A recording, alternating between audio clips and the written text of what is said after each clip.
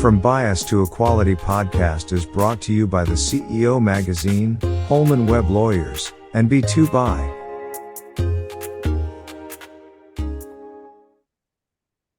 Hello, and welcome to my podcast, From Bias to Equality. I am your host, Sandra D'Souza. Thank you for joining us.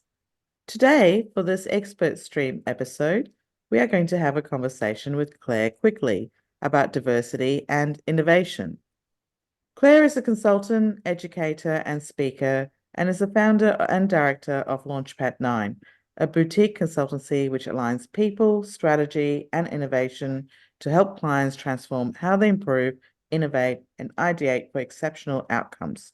She cuts her teeth with a number of high-tech startups in Ireland and then transitioned to research commercialization centers and corporates where she has driven innovation agendas, led groundbreaking product launches, and set the foundations for high-impact collaborations. As well as running her consultancy, Claire is board director for Hunter If, a for-purpose organization that connects innovation with opportunity to advance the region. She also is a proud judge for the annual National Tech Diversity Awards, which celebrates organizations that champion DE&I in creating a thriving technology workforce. I'm so happy to have Claire as our first guest for 2024. Hi, Claire. Thank you so much for joining us here on the podcast today. Hi, Sandra. Very excited to be the first one in 2024. Thanks for having me. It's great. I mean, it's Innovation Year 2024. We're talking about diversity and innovation. It's not really a topic that many people talk about. So I'm actually quite excited to kind of like delve into the topic. So, you know what?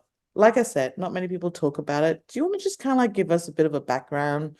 Like, what is this all about? Why do we need to think about it? Like, why is it so important for companies? Yes, absolutely. So I guess, it's not going to be a surprise to anyone listening. And I'm sure that, we know that DEI has a fundamental impact on the performance of organizations, on sustainability of organizations.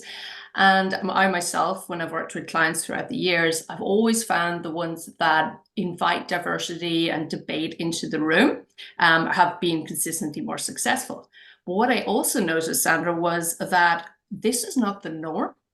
And I started to observe how different organizations went about the process of innovating, setting the strategic direction, solving problems, looking at their customer. And what I've noticed is that we tend to get comfortable in the how. So in the how we approach our ways of working, how we approach our strategy. So if you think about it, when you do a strategy session, it's typically, and I'm sure you'd have had similar experiences. It's like we have an annual review. We take what we've done last year, we've assessed that, we'll go again. But if you think about the people in the room that are invited to that conversation, it's typically similar roles, similar backgrounds, similar mental models in terms of decision making and problem solving. And as such, these organizations lose the opportunity to bring fresh thinking into the key decisions that are made for the organization at an early stage. And I've seen this a lot as well with respect to idea generation and validation and selection. We tend to, again, have certain roles that are called upon and not necessarily always have a wider lens across what could this be. Can we invite more experience to the table? Can we invite more diverse perspectives and embrace those and see where they take us? So I guess in essence, what I've seen is we tend to, for the most part, get comfortable in the how we approach things, but also we tend to value experience over exploration as well consistently. And I see that play out a lot, particularly when you've got the older, we now have 5 generations in the workforce, which is crazy, but it's there, right? Yeah. But when you see the more experienced people in the room, and then perhaps some of the younger incoming people in the room, if they get that opportunity, there's not necessarily a level playing field. So this is why I think organizations, waking up to that opportunity of, we have diversity here in some shape or form. Are we inviting that into the room at the right time to make key decisions? And also, even those organizations that have a DEI profile, they're measuring, and not every organization's there yet, right? But there's certainly a groundswell happening. There is a tendency to almost wait for that to embed in the organization, and then in a number of years, those people who have been brought in for further diversity and their contributions will then be in the senior positions to make the decisions. My question is, why are we waiting? Why aren't we taking the opportunity today when we have it? It's really interesting you said that, because I guess in my book I talk about how diversity can drive profitability, success, and innovation, and that how important diversity in senior management can drive that. And why, having you here to talk about this is exactly what you just said. Why don't you incorporate that into the design thinking, isn't it? From that point, not wait till all the way, just only leave it as part of just in the decision making on at the leadership level. Oh, 100%. And I think as well, design thinking is an amazing approach. It's very valuable when it's utilized and harnessed in the right way. It's been getting a bit of a bad rap recently, but a lot of methodologies have been, agile is also getting questioned. But I think in many cases it's the application of these tools. But the reason I guess I wanted to explore the design thinking piece a little bit more was, it's getting a bad rap because if I reflect on some of the sessions I've done in this space, if I'm there and I'm empathizing with the customer, right? And I am in my 40s, I'm a white female. Am I the best positioned individual to empathize with a 21 to 30-year-old male, who lives in rural Australia, for example, who is the customer that we're trying to target in whatever. And it's not that I'm not the right person, but have I brought in the perspectives into the room as opposed to interview them and then filter that through my cognitive models to take that feedback? Are we really embracing having representation in the room of our customer?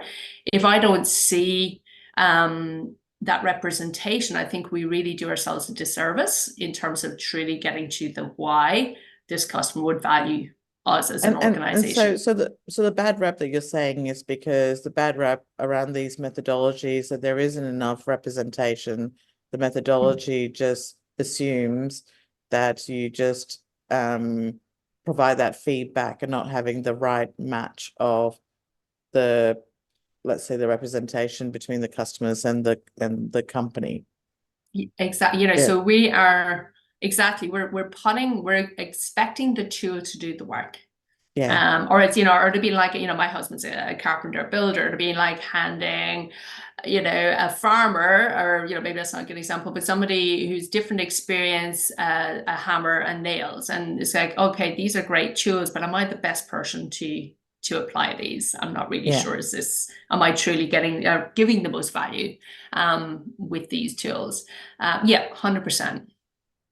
Okay. And so in your experience, I guess, what have you seen that has worked well? I mean, with to bring that diversity and innovation. Yeah, sure. So I guess what I'd like to just first explore is the diversity that I'm referring to today in our conversation is probably straddles two areas. So firstly, it's the cognitive diversity. So, how we think, how our perspective, what our experiences are, all of that sort of thing. So, and, there's up to, I think, 6 mental models of problem solving that are in existence. If you look at the research, as you climb the ladder, depending on how you want to perceive it, but as you climb the ladder, that diversity in mental models reduces to 1, maybe 2, which actually increases your error rate by up to 30%. Now the research is showing, so 30% is a pretty big error rate. But so what I'm saying is, okay, well, we might assume we've got cognitive diversity in the room because we've got John from marketing and Sam from R&D and so on. but have we really? So I think, you know, that question. And then secondly, it's the representational diversity. So what I mean by that, Sandra, is have we representation of the customer in the room? Or are we again going down that path of, and even, you know, that idea validation path of testing things is fantastic, but the actual idea generation still suffers if we don't have representation at the earlier stage in the innovation process. So having representation of the customer in some shape or form, and having representation of your organization. And going, okay, well, you know, if we're depending on what type of industry you're in, and depending on the profile, your DEI profile, that might look different for you. But certainly think about, should we have some more representation of the people in our business in the room to guide the strategy of our organization, or to guide the new direction we want to take our business. So those are the two areas that I guess find most relevant in the space of innovation and strategy and the diversity conversation. If I was to look at examples, you know, I was thinking about this yesterday, and it was making me smile. So I was working for a client, so it's always fascinating when you see those light bulbs literally going over people's heads, right? But I was working for this client, fabulous client, you know, big, like in the manufacturing space, international player, lots of, you know, very busy and important people everywhere, which is great. But they asked me to come in, and I was doing a piece of work, and they said, Claire, we actually want you to come over and have a look at what we're doing in our order to cash space. So they basically said, we've got our salespeople very upset with our technology people, because when there's customer modifications made, so these are like large infrastructure projects, and when there's modifications made, to do that modification process was very painful, very time consuming. Customers were not happy, to the point that they were threatening to pull out of contracts.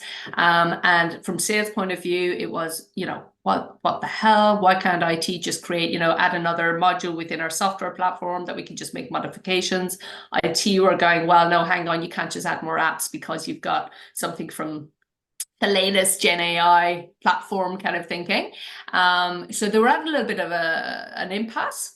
So they asked me to come into the room. I listened, and it was great. And I just started asking some questions. I was like, okay, well, have we representation of the customer in this conversation? And they're like, the salespeople are like, well, we're comfortable with that. And I was like, okay, can you start talking me through what happens when you need to make a modification? So then they just took me to very, you know, stone skimming conversation across what are the key points.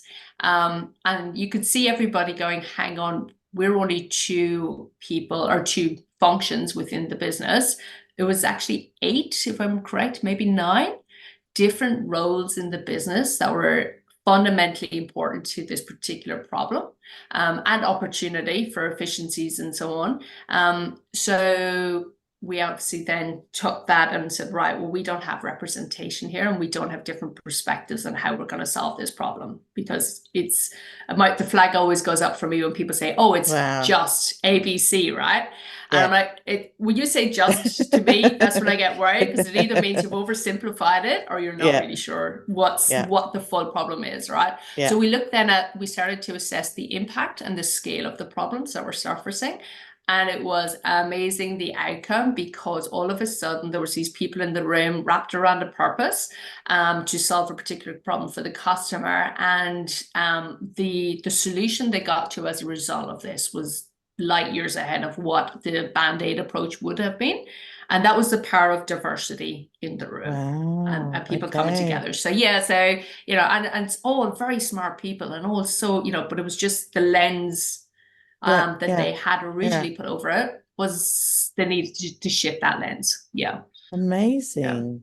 That is definitely a light bulb moment, isn't it? It was. I still get goosebumps, because you just and you know, it's like, God, you know, I'm not saving babies from buildings or anything like that, but you know, but you still go, wow, this is having an impact on the organization, the culture, the people, and the customer. And by having that awareness to shift the lens to have more diverse conversation in the room. But it completely shifted the thinking. That's the thing. You know, it could have been basically heading down one path, which in a way, maybe the lack of a better term, better term, yeah. Sorry, I'm just thinking straight. Very one-dimensional to multi-dimensional thinking that have given them an opportunity to have a very well-balanced solution that is innovative. Yes. Yeah, no, I can And see that. because people understood why they were doing things, there was a greater appreciation, I think, for each of the roles, rather than, oh, IT always tell us that we can't do such things because of cybersecurity, for example. Yeah. We make assumptions about other functions in the business, and because, again, as you say, that multidimensional thought process just totally changed how people engage with each other. Yeah. And I can feel, and without sounding woo-woo, but I can feel like there's a sense of appreciation at the end of that process as well. Yes. And it's almost that mix of tangible and tacit benefit. Yes. You could you still put say, much hey, more we did this. I was gonna say, you put it much more elegantly than my woo-woo comment. So that's just a very simple, but I wanted to keep it simple because I think I hope this is something that your listeners will relate to, because I think a lot of people have been in situations like that. Yeah. And so you talked about the cognitive side. Was there another element as well in terms of the diversity? So the cognitive and the representational were probably the two most pertinent factors. So representational in terms of internal. So the reason I think that's so important is that, look, why are we waiting for DEI work to filter through the business? Let's go and lift that baby up now and see how we can apply it. Because it's going to build the case for more DEI in the organization, but it's also going to fast track, hopefully, some of the work that the organization has been struggling to, really get traction on. And I've seen this, for example, where organizations know, oh, hang on, we have a new generation coming through that communicate very differently to us. How do we change up our platforms of communication? How about we go and talk to people who are in that space in our organization, who work there, and bring them into the room and understand, rather than, like going through or have this divide, in a way. The other thing too, also, when you think about it, where the technology is heading, innovation is important, not also from the cultural perspective and the organizational perspective, but look at where technology is heading. That is impacting in our day-to-day in everything that we do, from everything that we touch, from what we do, what we see, everything. And then when you add terminology such as generative AI, I don't even know what I'm talking about, but I'm sounding really smart if I talk about generative AI, like what we are seeing, simple tools, simple, but it's not really simple, ChatGPT, but what's impacting everything into what we're doing. But we are actually, who knows, 5 years, 3 years, 5 years, 10 years, we're talking about professions disappearing, technologies taking over to what we're doing now, all of that stuff. So we are looking at very fast change, very fast things. Sorry, let me articulate this in a way without offending people, that things are moving so quickly that companies could disappear, professions will disappear, new things will come on board, and companies really do need to pay attention to this, right? So what is your view on this? Like, I don't want to make it sound like it's all doom and gloom, but with what's going on, what's your view? How, like, how important is diversity? And nobody really thinks about the importance of diversity in this point. And I'm not a technology expert, but I do want to understand from your perspective, does diversity have a play in this? Oh, absolutely. And I think, you're right. Like, it's certainly not doom and gloom. But, if we were to look at it, it's almost like, okay, well, what are we letting go of and what are we moving towards? So, for example, Microsoft recently released a report where it showed on average 48% of our current roles will be in some shape or form replaced by Gen AI. So that could be, you know, like the likes of ChatGPT, Microsoft Copilot, these different tools going, right, you know, please write me something, you know, whatever the instruction, depending on your prompt engineering. That will replace, but then there's an augmented element as well where you ask Gen AI to help you to do something. Okay, so that's about 48% of our current roles, and then of course your 52% still requires leadership, it still requires collaboration, it still requires human intelligence, collective intelligence, but it also requires diverse thinking to actually increase that. So I think in diversity will actually empower us to deal with the change so much more than if we stand in our own space and decide it's an either or scenario. If we go yes and, let's go yes and in the conversation with Gen AI, and let's go yes and in the conversation with how, so for example, somebody coming into the workplace will have a very different prompt engineering model than I will. They'll be far more advanced, right? But can they teach me something? Hell yes, and I'm open to it. Please share with me what I can, you know, what I can know more. So I think it's about, I guess, almost back to what I was saying about the exploration versus experience conversation. So are we willing to explore and see how this can help us? We also have to be very, very aware, Sandra, I think, of what we're teaching these large language models, and diversity needs to be part of that. So even like I was listening to something the last day, we were talking about how like Alexa's voice is female, and somebody had wrote a paper about how their son came into their, I can't remember who this is from, I'll try and find out, but their son had said, you know, Mom, I want a virtual slave, but he was automatically starting to associate that slave, you know, the person who would do stuff with him, with a female, because it was a female voice. So we are creating we need to be very mindful and intentional in how we feed these models, and do it for the greater good, as opposed to, oh, it's too hard to create a male voice, so we're not going to do it, you know. And that's just one example I'm selecting here. But yes, I think diversity across all layers of the Gen AI movement is going to be fundamentally important. Okay. Well, that's certainly one to watch out for, and to keep an open, like keep not only an open mind, but certainly it's necessary to ensure, in order to stay relevant, that you have to incorporate diversity into the work that we do. Okay, so absolutely. You know, I just realized the time, and we could just already just keep talking. So I guess my final question to you, Claire, is that if the organization would like to embrace, I guess, this way of thinking and acting, like, how do they start? Where do they go? Okay, yes, no, really good question. And look, when I work with clients, it's the ultimate goal is to create a model, right? So we have consistency in this space. But if you were just starting going, yes, I definitely want to explore this a little bit more. The first place I'd start with is select, you know, a problem you want to solve for, or select a specific area to work in, and decide, okay, what do I want to do here? What are we trying to achieve? What's the problem we're solving first? So just get very clear on that.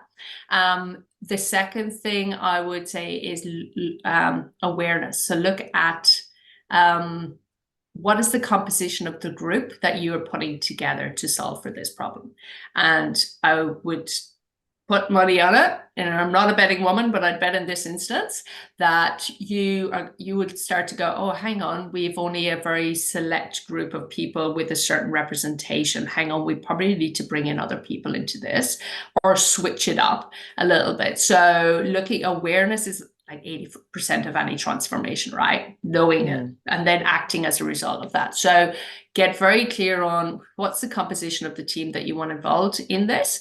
And then the third step, Sandra, I would say, is harnessing this. So this is often where people can struggle and need a little bit of help, if I'm honest, because you can have a group of great brains in the room, but if you and voices, but if you can't, I guess, harness that in a way that's going to create an outcome, and I'm all about outcomes, it's going to be waste of time, basically, and that's not what we want. We don't have time, right, in many cases. So what I would suggest is that you look at, okay, how can I be deliberately inclusive as a leader? So I go, right, I'm going to voice my thoughts, but I'm going to include other people. I'm going to show what this looks like. So people start to look at you as the person who makes them comfortable to speak up in the room, you know? And the other thing then as well, I would say is to probably be a little bit humble into terms of your intellectual contribution and capacity as well. So what I mean by this, I guess, is we have all been hardwired, you know, any of us who've gone through the good old schooling system, we've all been pretty much hardwired to be told that we have to have answers for every problem. And if we don't, we don't know what are we doing.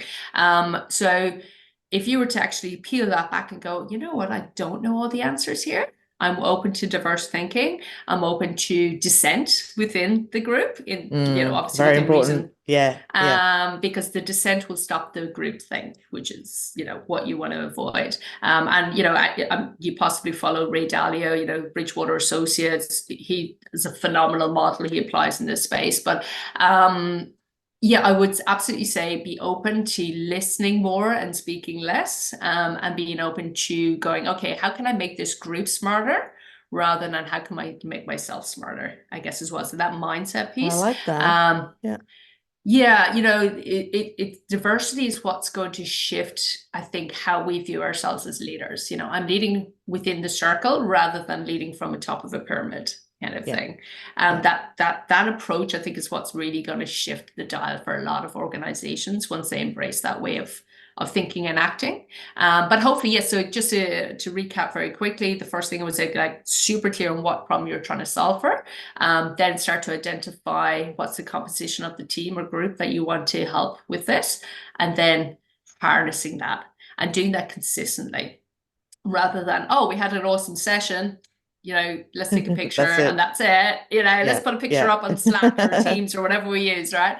And say, no, how do we consistently, now you're bought in. Am I a deliberately inclusive leader in this instance? If I am, I've got to keep this ball rolling because it's got to be worth it. Yeah.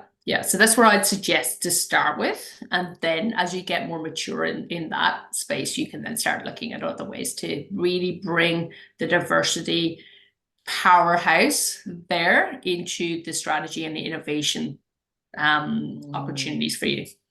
Yeah. Well, I think that's very good advice, Claire. Thank you so much. That's great. You're very welcome. It is good. It is something that's very important.